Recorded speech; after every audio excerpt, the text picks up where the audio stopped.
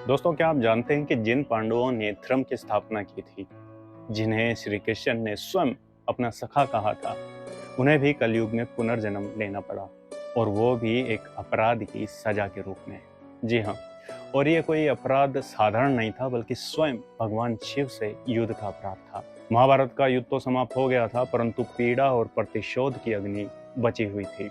अश्वत्थामा, कृपाचार्य, कृतवर्मा तीनों योद्धा जो कौरव पक्ष में बचे हुए थे, रात्रि के अंधकार में पांडवों के शिविर के पास पहुंच गए थे। अश्वत्थामा का हृदय अपने पिता द्रोणाचार्य की मृत्यु से आक्रोशित था। उसकी आत्मा चित्कार रही थी, और उस रात उसने निर्णय लिया, और अटल निर्णय लिया, कि वो पांडवों की संतान का अंत कर देगा। उसने मन ही मन भगवान शिव की तपस्या की। शिव जी प्रसन्न हुए। अश्वत्थामा को उन्होंने एक दिव्य तलवार प्रदान की, और साथ ही पांडवों के शिविर में प्रवेश करने की आज्ञा भी दी। और फिर आधी रात को शिव की शक्ति से उत्पन्न अश्वत्थामा ने पांडवों के पांचों पुत्रों का, जो द्रौपदी से उत्पन्न हुए थे, बड़ी निर्ममता से वध कर दिया। सवेरा होते ही जब यह समाचार पांडवों तक पहुंचा, तो क्रोध से उनका रक्त उबल उठा। विशेष रूप से द्रौपदी, जो अपने पुत्रों को खो चुकी थी, विलाप करते हुए उन्होंने कहा, हे धर्मराज, यदि तुम सच में धर्म के रक्षक हो तो इस पाप का प्रतिकार करो। पांडवों का निर्णय अब स्पष्ट था, भगवान शिव से युद्ध करने का। पांडवों ने भगवान शिव के समक्ष युद्ध के लिए प्रस्थान किया। उनकी आंखों में अपनों के खोने का शौक था, हृदय में प्रतिशोध था। शिव जी ने उन्हें अपने दर्शन दिए। पांडवों ने उन्हें प्रणाम नहीं किया, क्योंकि वे सभी गुस्से में थे। उन्होंने शिव जी पर अस्त्र चलाए, गांडीव, गदा, भालाओं की बौछार की, परंतु सारे अस्त्र शिव में समा गए। भगवान शिव मुस्कुराए और बोले, हे पांडवों, तुम श्री कृष्ण के उपासक हो, इसलिए इस जन्म में तुम्हें इसका दंड नहीं मिलेगा, परंतु तुमने धर्म की सीमाएं लांघी है, अपने ही आराध्य पर शस्त्र उठाए हैं। इस अपराध का फल तुम्हें कलयुग में पुनर्जन्म लेकर भोगना पड़ेगा। पांडव स्तब्ध थे, उनका क्रोध पिघल चुका था। अब हृदय में केवल और केवल पश्चाताप बचा था।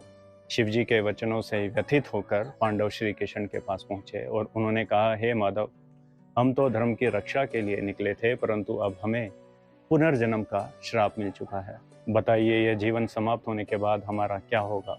श्री कृष्ण ने शांत स्वर में कहा, हे पांडवों, यह समय का चक्र है, जो जन्मा है उसे पुनर्जन्म लेना ही होगा। कलयुग में तुम सभी पृथ्वी पर दोबारा जन्म लोगे, नए नाम से, नए रूप से, परंतु तुम्हारा कर्म, तुम्हारा तेज, तुम्हारी आत्मा वही रहेगी। और फिर श्री कृष्ण ने बताया, कलयुग में कौन कहाँ जन्म लेगा। युधिष्ठिर, जिन्हें धर्मराज कहा जाता था, कलयुग में वत्सराज नामक राजा के पुत्र रूप में उन्होंने जन्म लिया। उनका नाम बलखानी या यमल खान पड़ा। बाद में शीरिष नगर के वे राजा बने, शांत, न्यायप्रिय और धर्मनिष्ठ। भीम, उनका जन्म वीरन नाम से हुआ। वे बनारस राज्य के शक्तिशाली राजा बने। भोजन, बल और प्रजा रक्षा में पारंगत थे। अर्जुन, जिन्हें श्री कृष्ण ने स्वयं प्रियतम कहा था, उनका जन्म ब्रह्मानंद के नाम से हुआ। वे एक शिव भक्त राजा बने, गीता और युद्ध कला के ज्ञाता थे। नकुल कलयुग में लक्ष्मण नामक योद्धा बने। वे कान्यकुब्ज राजा के राजा रत्नभानु के पुत्र थे।